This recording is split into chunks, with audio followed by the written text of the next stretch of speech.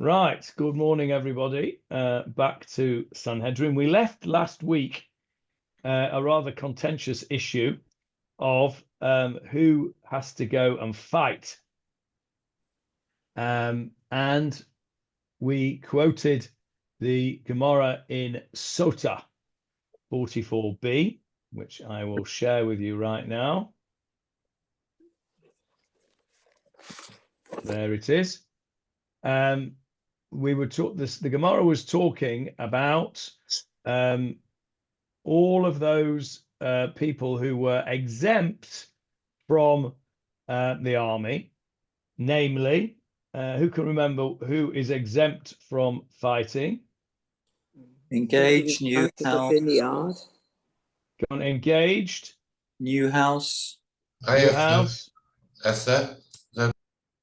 Vineyard. Vineyard, yeah. Vineyard, yes, one more. Fear. Somebody who's too scared. Scared, that's right. Right. So then along comes the Gemarah and says, Bameh Devarim Amurim, what kind of situation are we talking about that these four categories are exempt? B'milchamot harashut, with optional wars, expansive wars, David HaMelech's wars to expand the borders of Eretz Israel beyond those set out in the Tanakh.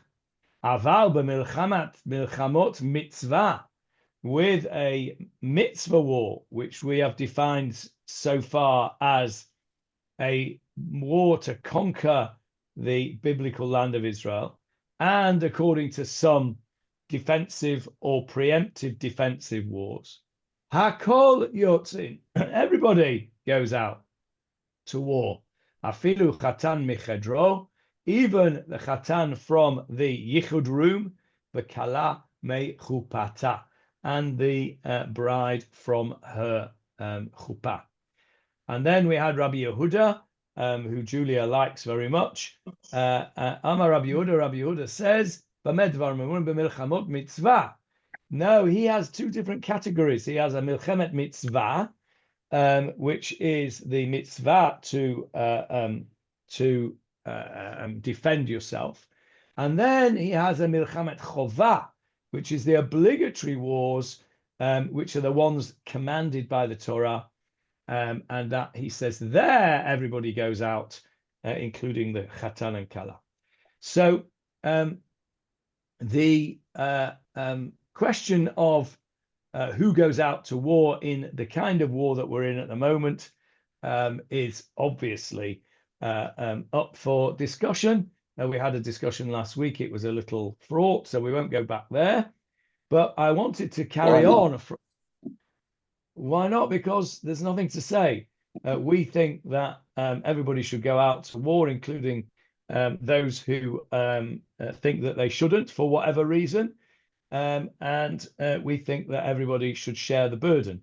And that's it. There's nothing more to say.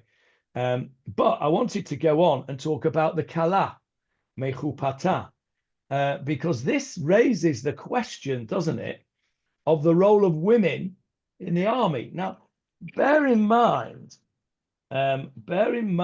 that we're talking about the Gemarah here written in, when was the Gemarah written?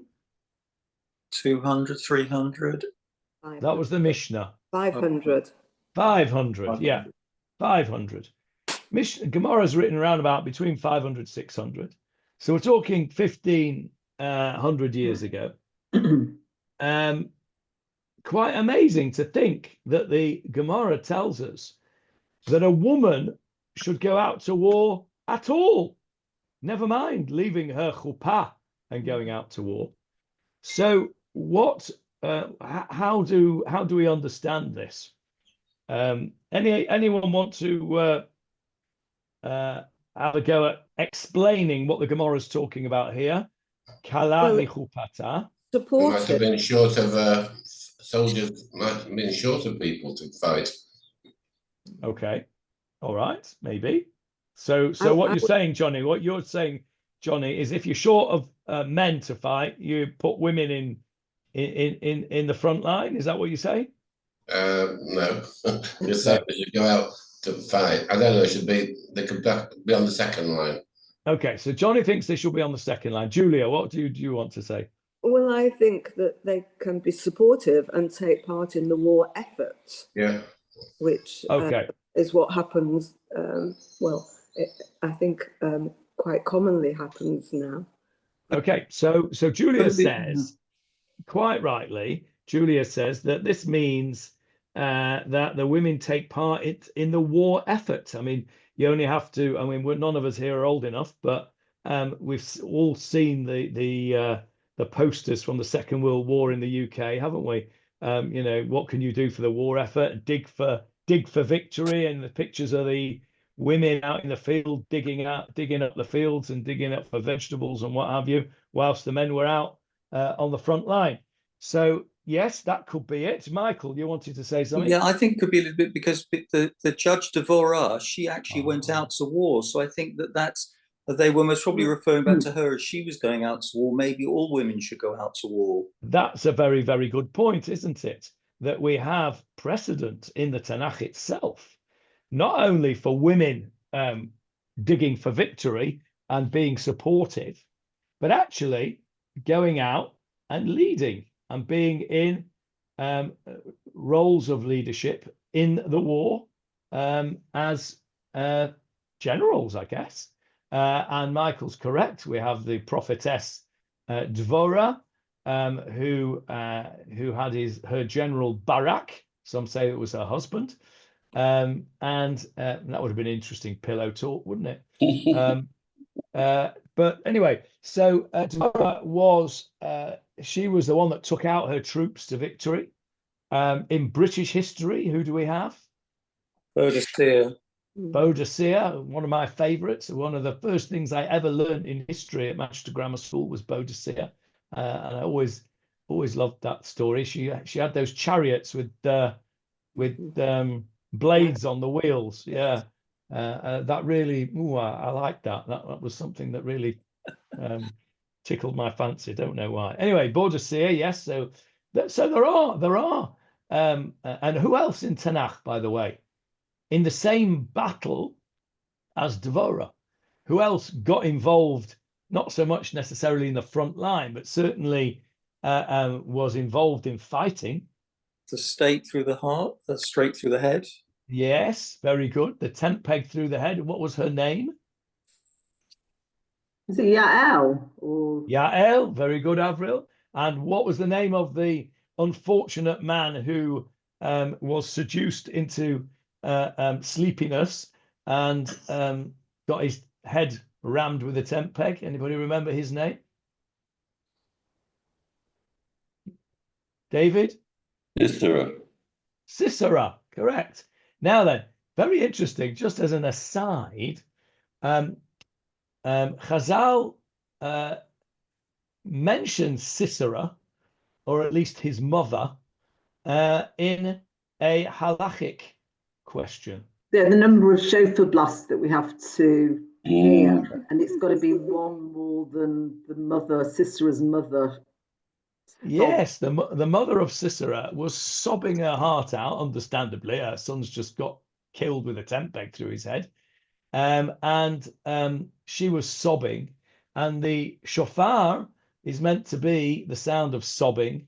And Chazal say, how many notes do we do on Rosh Hashanah? 100. Together. 100, yeah. And how many sobs did Sisera's mother do according to Chazal? 101. No, 99. So yes, that's Sisera and Yael. So Yael was also, she was special forces, wasn't she? So Yael and Dvorah are good examples of women taking part in. Can I ask you a question? Yeah. Because it says the groom from his room, maybe it's not significant, and the bride from her wedding canopy. If we said the room was yichud and the bride was from the wedding canopy, that precedes yichud. So we seem to be saying that the bride should be going out before the groom. Okay, you would think that, wouldn't you? That's a fair interpretation, but I don't think that's the interpretation. Anybody want to have a different interpretation on what this means? Chatan michedro v'chala michupata. Why does the Gemara use those two examples? Why doesn't it just say chatan v'kala michupatam?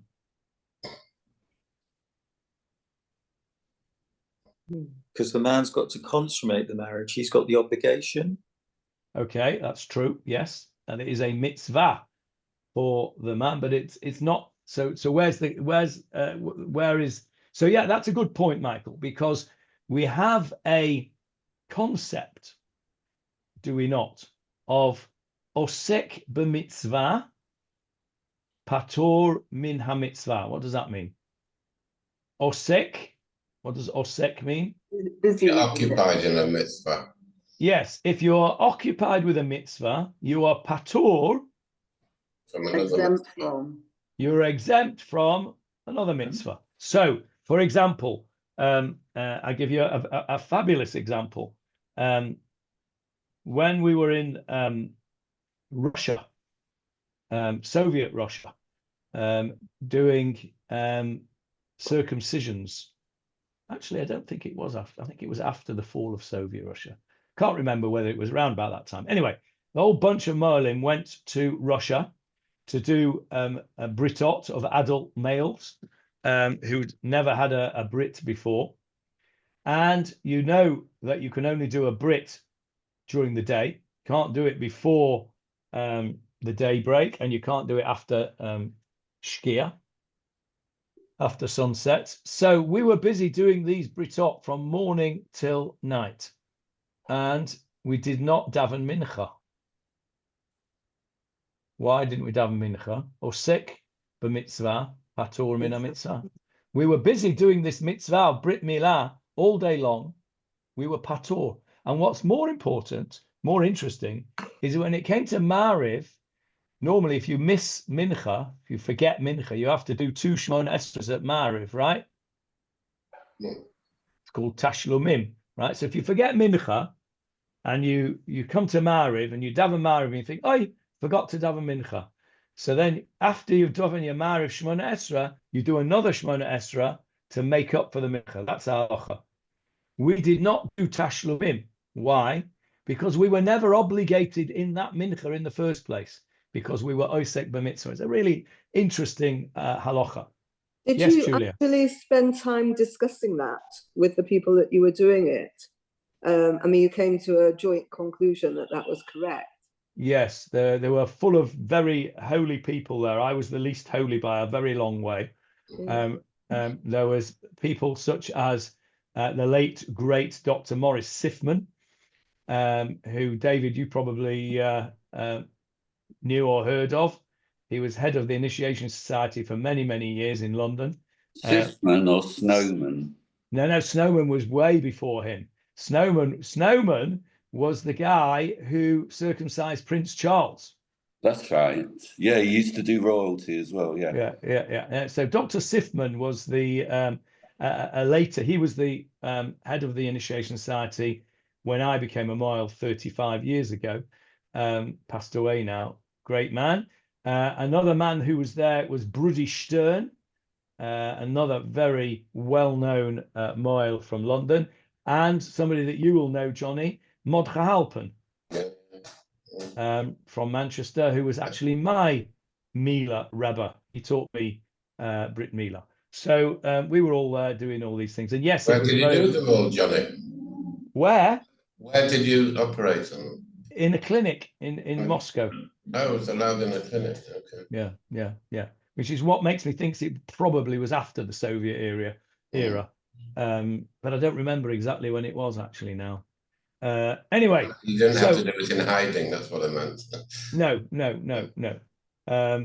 Osek b'mitzvah, patur min mitzvah. So to go back to Michael's point, the chatan is in the yichud, busy consummating the marriage. You would expect him to be patur from going out to war because he's involved in a mitzvah. But this Gemara says no. Actually, in this situation, even chatan michedro, he goes out. Now, what about the kala? Is it a mitzvah for the kala to stand under a chuppah? Not really. So that doesn't quite fit. You're right, Michael, about what you said, but I'm looking for the answer to the question of why the chatan is mechedro and the kala is mechupata. She's wearing her beautiful wedding dress. Yeah. Has to dash out in her best clothes. Go on. Oh no, I haven't got anything more. She might still have a veil on. I think Julia is right. Mm. This is how I mean, I've not read this anyway, so this is my own opinion, so you can disagree if you like.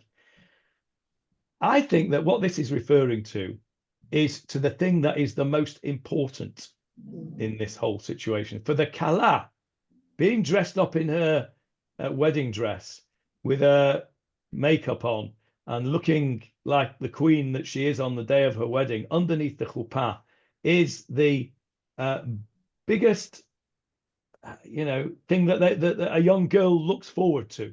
Maybe I'm being sexist here, but that's something very, very precious to the kala. To stand under the chuppah is something very, very precious to the chuppah, to the kala. The man, of course, is interested in doing the mitzvah of consummating the marriage, right?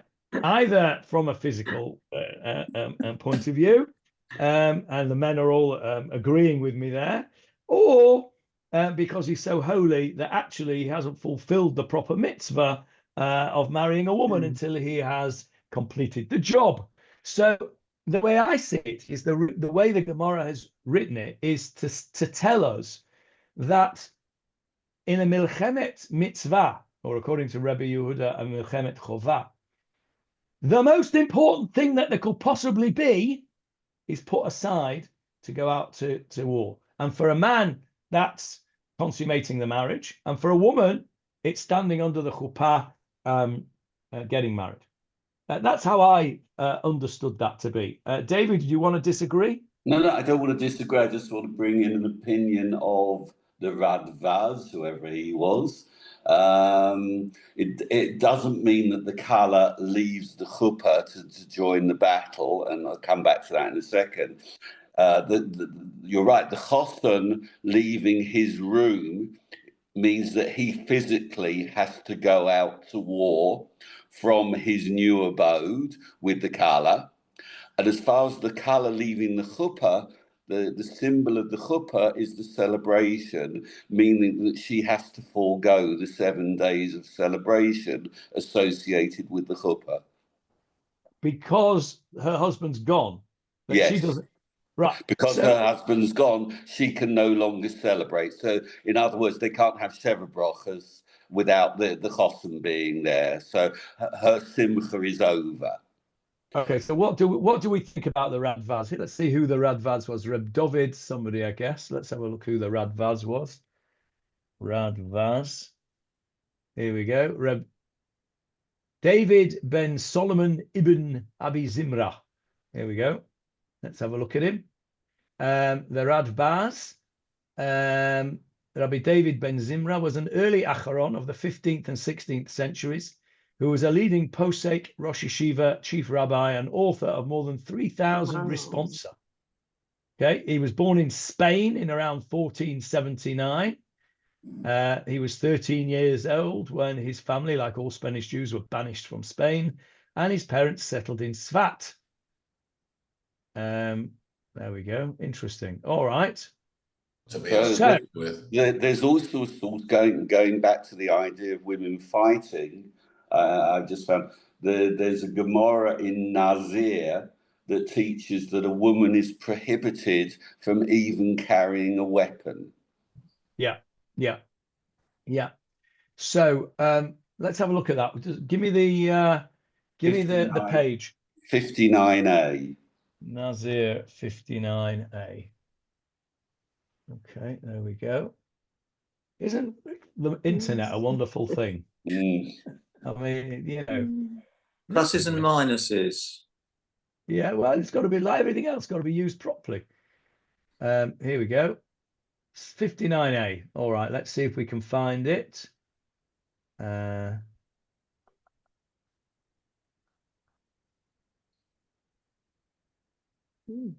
that's interesting, isn't it? Just as a side, by the way, a man who removes the hair of the armpit or the pubic hair violates the prohibition of a man shall not put on a woman's garment, because that's what women do. Women shave their bits. So men, according to this, men should not do that, which is interesting because the Muslims, dafka, the men, that is a really important thing for them to remove body hair. Yeah. So therefore it's permissible for French men. Back in the day, yes, David. I'm not sure that applies today. We'll have to ask our French compatriots in Shul. We've got quite a lot of Frenchies in Shul, but I'm not going to ask them that. It's a bit personal. Okay, so it must come from here. Here we go. We're talking here about a woman shall not wear that which pertains to a man. And of course, that is talking about, here we go. Rather, it means that a man may not wear a woman's garment and thereby go and sit amongst the women. Right? This is all very, very modern. Men are not allowed to be trans folk. Al-pi halacha. If you want to know why, it says it quite clearly here. It means that a man may not wear a woman's garment and thereby go and sit amongst the women. Right? Now, what is that telling you? That is telling you that the problem that we have today of men becoming women or pretending to become women and going into women's locker rooms, which is all a very, very modern problem. It's not a modern problem at all. It's there in the Gemarah in Nazir, very clear for everyone to say, don't pretend to be a woman when you're a man. You're not a woman, you're a man, dress like a man, behave like a man, and be a man, and don't be a woman. So there you go. I saw a cartoon, like one of these birthday card type cartoons not long ago. And it was clearly a family from the 50s. They were dressed like in the 50s, and the house was from the 50s. And it was a mother and father sitting at the dining table in the 50s, dressed up nicely. And this little girl comes in and says, "Mummy, I think I'm a boy." And the speech bubble of the mother is, "Well, you're not." And that was the card. The card. You know, it's simple, isn't it? President Trump thinks that, so perhaps he's read the Gemarah. Anyway, so is this where Rav Ido got his argument from? Because what it actually trousers. says is that women may not wear a man's garment and sit among the men. In other words, if I want to sit with women wearing my trousers, then that's absolutely fine. Because what you're wearing are women's trousers, not men's trousers. But that's a slightly different argument. No, I think that's what it means. Because if you wear men's trousers, then you may be tempted to go and sit with the men. But because you're wearing women's trousers, everybody knows those are women's trousers. And if they were worn by a man, people would look and say, "Why is he wearing women's trousers?" Right? Then that's not a man's garment, is it? It's a woman's garment. His argument was that the halacha that says trousers are a man's garment is no longer true, because trousers are now just as much a women's garment as a man's garment. Okay. That was the argument. Anyway, so let's for some women, trousers are far more sneer stick than other things that they may wear. Correct. I mean, he was talking about sneer sticker trousers, you know, not very tight things and loose things, etc., etc. Anyway, let's have a look what Rabbi Eliezer ben Yaakov says. From where is it derived that a woman may not go out with weapons to war? The verse states, "A woman shall not wear that which pertains to a man, and a man shall not put on a woman's garment," which indicates that a man may not adorn himself with the cosmetics and ornaments of a woman. So no makeup for men. Okay? And similarly, a woman may not go out with weapons to war, as those are for the use of males. Well, it doesn't say that. Where does it say that? No, that they're for use of males. That is an assumption. No, it's of not an Rabbi. assumption. It's a posuk in the Torah, which I'm trying to find. It's in Parshas Kiseitze, Lo yeh kli gever al isha. And kalim are weapons. Kachna telyecha v'kela with Rivka and Esav. So kli gever specifically means weapons that are used by men. Here is the pasuk there on the screen for you. See it? Lo yeh kli gever. So if you understand kli gever to mean, I don't think that is the simple pshat, by the way, because here it's talking about in the same pasuk, v'lo yubash gever simlat isha. So I think the simple pshat is that men's and women's clothing, but kli gever is certainly understood to be include, let's say, definitely to include weapons of war. But if we take Ravido's concept to the next stage, and if we say that women's trousers, or let's say trousers, are no longer the sole domain of men to wear them, and that women, it's accepted that women wear trousers and therefore they can wear them because they're not wearing a man's garment. You could make the same argument, couldn't you, David, to say that kli gever, or weapons, are no longer the exclusive domain of men throughout the world. There are women who, in many places, who bear arms. Yeah. And so if we accept, of course, not everybody accepts Ravido's approach to this.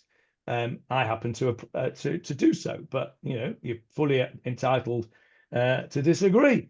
But if we go along that route, then kli gever and simlat isha are very subjective to the times. So, for example, when you watched the Ten Commandments with Charlton Heston as Moshe Rabbeinu, what was he wearing? Men wear robes. I was about He to was say wearing that. a dress, wasn't he? He was wearing a dress.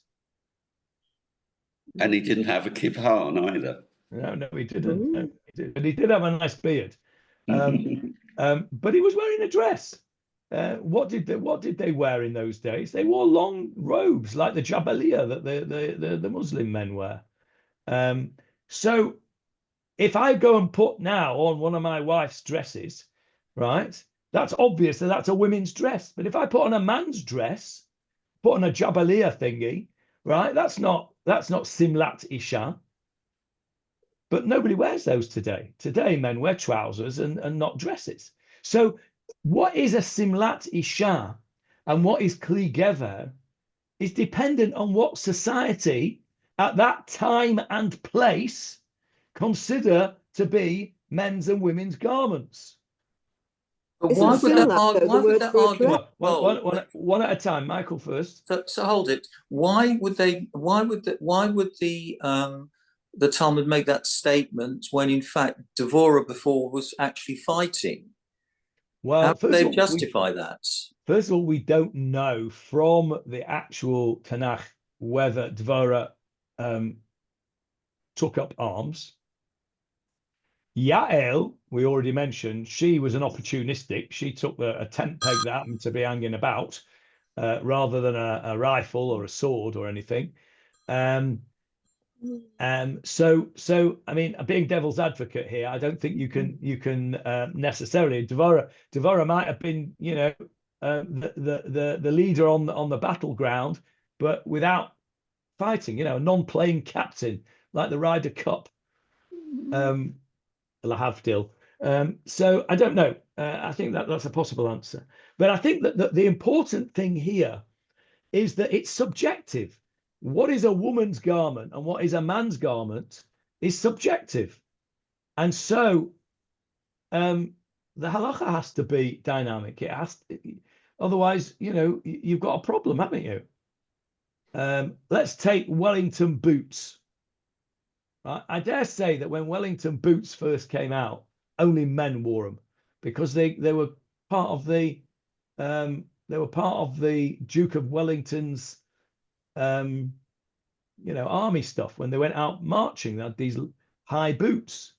Now Wellington boots, anyone wears them. The ladies going out to muck out the horses would wear Wellington boots. So it's subjective in time and place. And that is the point that Ravido was making. And therefore, we can apply that to weapons of war, David, I think. That in the time of Rabbi Eliezer ben Yaakov,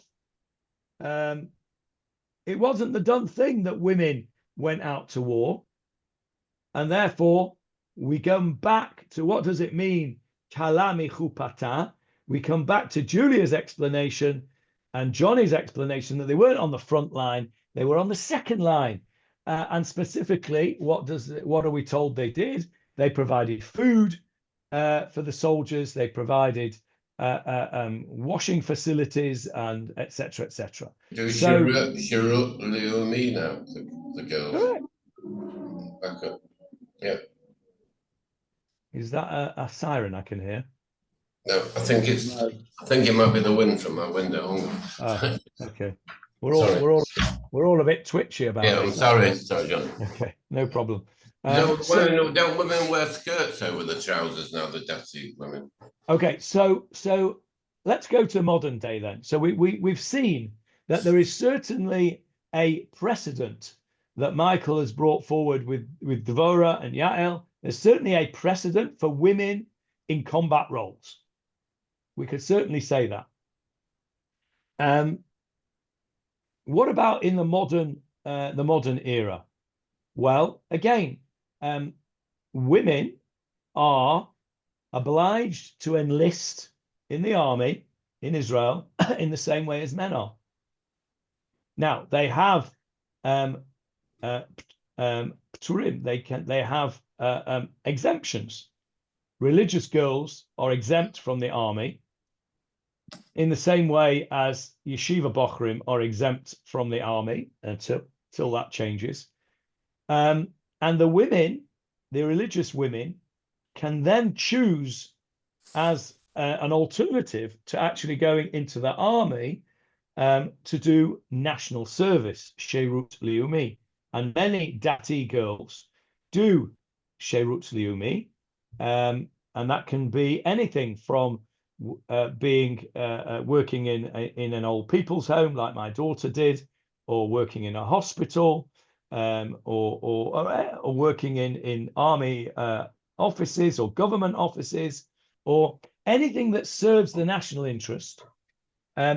Some women who are not religious women go into the army, and some who are religious go into the army. And those, you may have seen a few of those, and that's what John is referring to. You'll see women, religious women in the army wearing skirts over their trousers. But you'll all have seen many, many women in the army who don't wear skirts over their trousers, who are not religious women, who go into the army and do various army jobs, which include combat roles. Women in combat roles in the Israeli army is no longer something unusual. There are women that fulfill all roles in the army, including pilots, I understand. So there is definitely today, in today's society, in today's modern army, there would certainly be a halachic position to say that it is no longer forbidden for a woman to bear arms, as this Gemarah in Nazir says, it's forbidden, in the same way as, according to some, it's no longer forbidden for women to wear trousers as long as they are tsnu'ah and they are women's trousers. Yes, Johnny?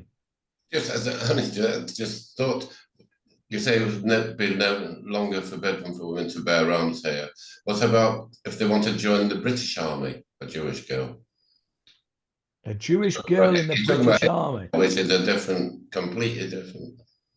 Well, that's neither a Milchemet Reshut or Chova. Well, I think you'd have to say she would not be obliged to leave her chuppah. to join the British Army.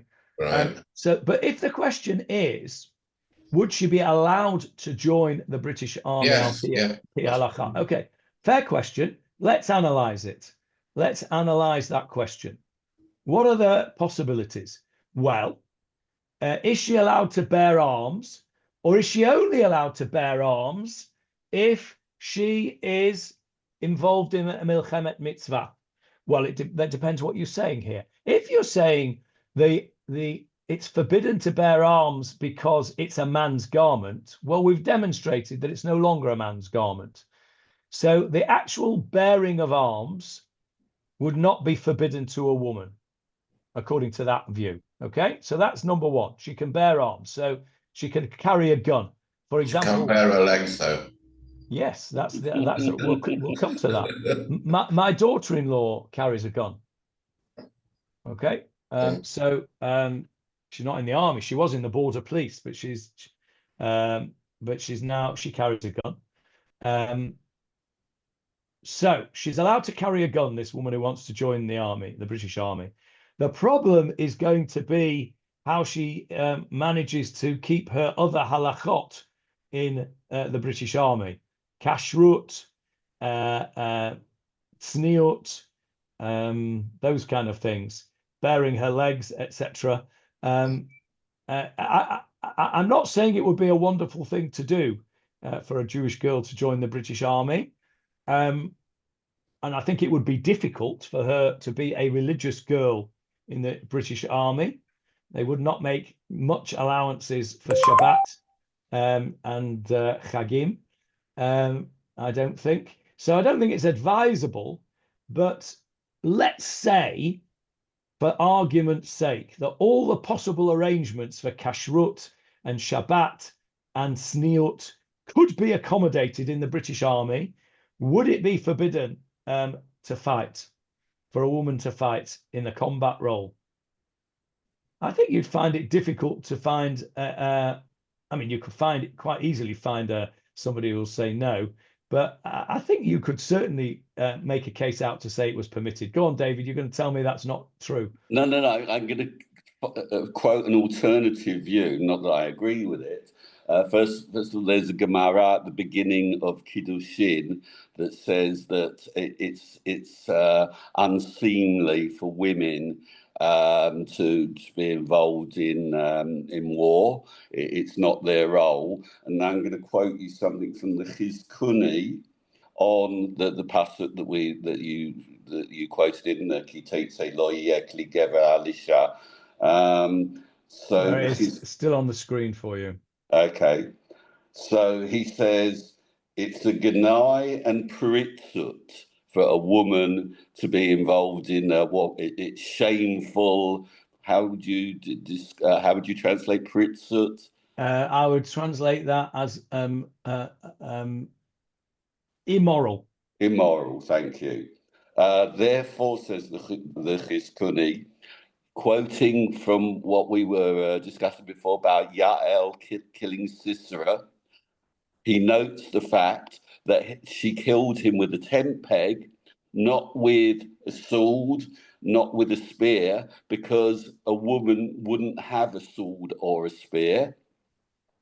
And he says that why is this particular parasha about the woman's garment appearing here in the Sedra Kitetse? Because Kitetse starts with the laws of warfare, and there's many other instances of discussions of warfare in the parasha. That's according to Ibn Ezra. And here's the thing that I think we're all going to be very uncomfortable with.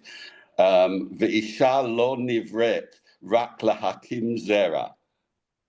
A woman is only created for rearing children, and if she goes out to war, she's exposing herself to immorality, and therefore she shouldn't wear any symbols of war like a man does. Okay, so that's really interesting. I believe that's the view of the right wing Dati Le'umi Rabbanim who don't permit Dati Le'umi girls to serve in the military, or certainly not as combat soldiers. Yeah, okay, so there's a lot in there. There's a lot in there that we need to unpack. First of all, let's look at the Chizkuni. The Chizkuni was Chizkiah ben Manoah, a French rabbi and Bible commentator of the 13th century. Okay, so his 13th century in France. So that's the first thing to note. Now, he says it's unseemly and immoral for women to take part in these things. In the 13th century in France, it would also have been immoral and unseemly for a woman to have been in any leadership role whatsoever. Certainly would not have been a judge, certainly would not have been somebody in a leadership. Listen, it was only 1980 that United Synagogue allowed women to be on shul councils, for goodness sake, right?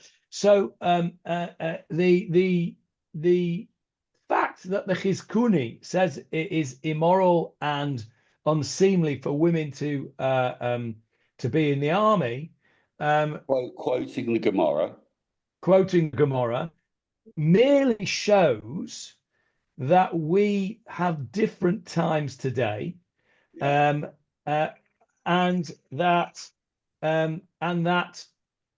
the rabbis of today who hold steadfastly to these Gemarahs and these opinions are, in my humble opinion, completely out of date. I agree. And it's a problem. Both at the time of the Chizkuni and the time of the Gemarah, we didn't have our own country to protect. That's true as well. But I mean, even leaving that aside, David, what you have here is, and this is the problem. The problem that we have. I mean, this is really the nub of the problem in the Jewish world today. Leaving aside anti-Semites, I'm talking about within the Jewish world today, is that you have in the Haredi and right-wing Dati Leumi world a steadfast sticking to halachot from at best the Middle Ages, and I suppose a foot further back than that, where circumstances have changed completely. For example, the halacha is that women cannot give testimony in a Jewish court. And in a secular court, you've got women who are high court judges and Supreme Court judges and all that kind of stuff. How does that sit?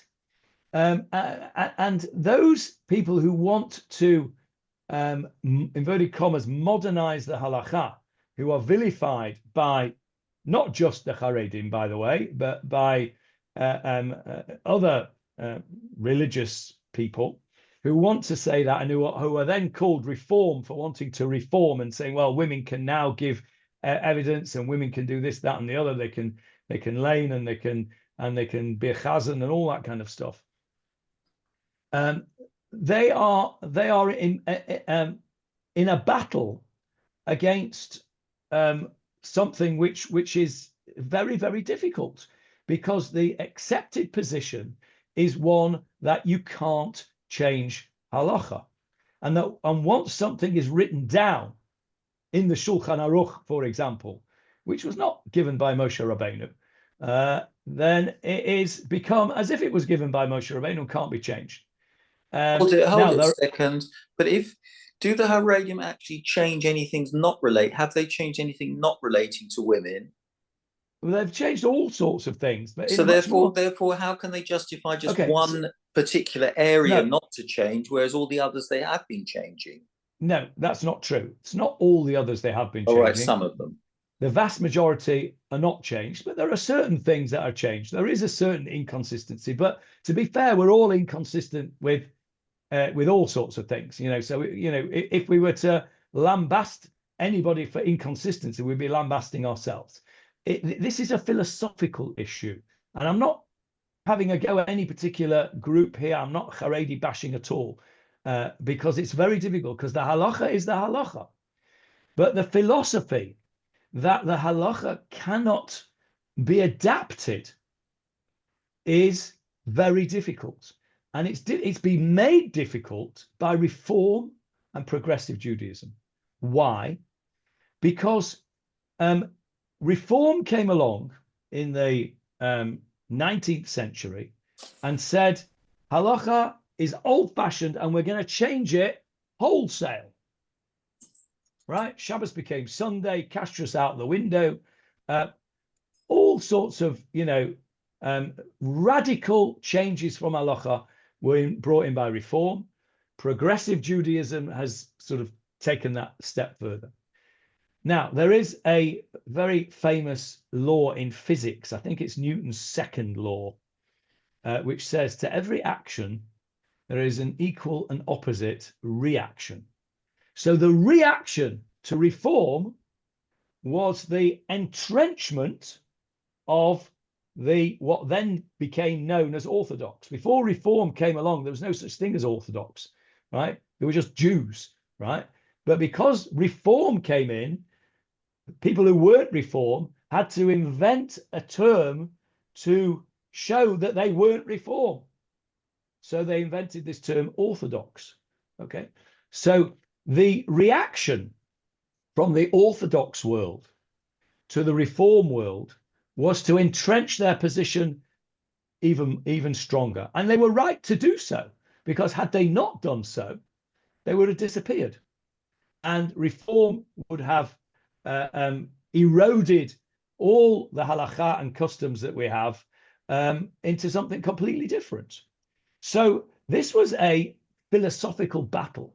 And then you had somebody in the middle there, who, it sounds a bit strange to say that somebody like Reb Shimshon Raphael Hirsch, who, if you look at him, you would say, whoa, he's definitely a Haredi guy with a beard and a massive kappel. And he was somebody who brought in a concept of Torah u'mada, Torah and knowledge, to try and science, to Torah im derech eretz, Torah in the ways of the world.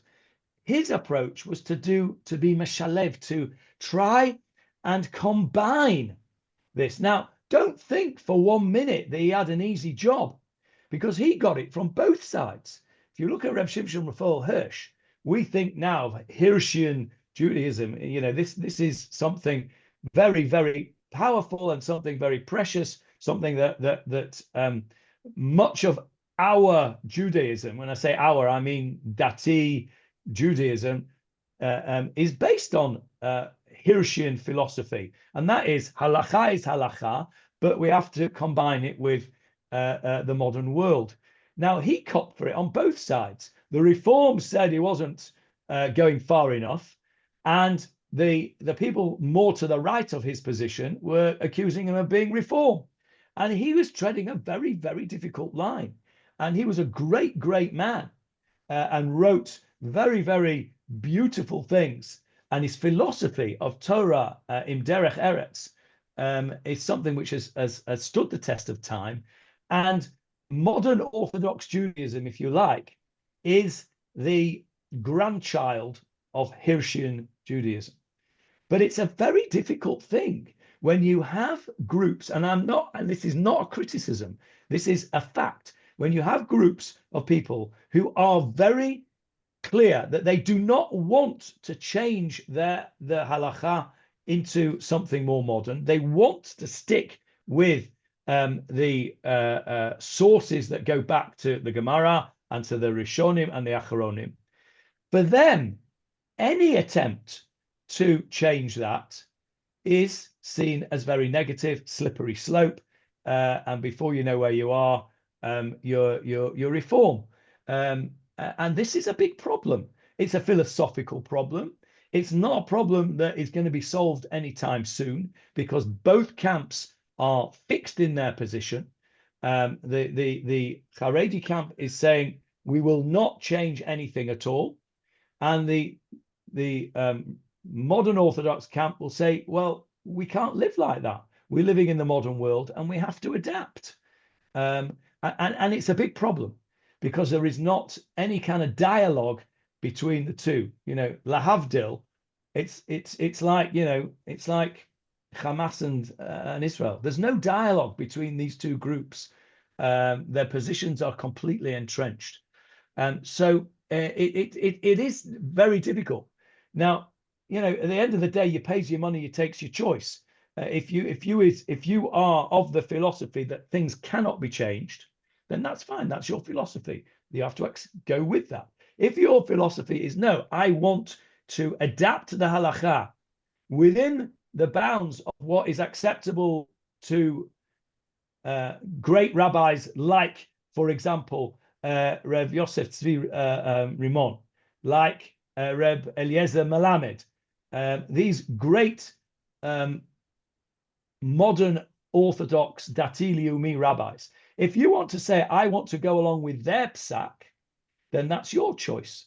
And it's not really right for anybody to criticize anybody else's choice, as long as you don't try and force your choice on somebody else, or somebody else doesn't force your choice on them. That's where the problems arise. So to go back to our subject here of Kli Gever al Isha and women bearing arms, the natural progression of what we are saying here and what Rav Ido was saying with the trousers is that today it would not be forbidden al pi halacha for a woman to carry a gun. Would the Haredi rabbis agree with that? No, they wouldn't, and that's their prerogative to not agree with that. That's their interpretation of this pasuk is different. So that's a separate issue as to whether, you know, men or women need to go out to protect the country. That's a different issue altogether.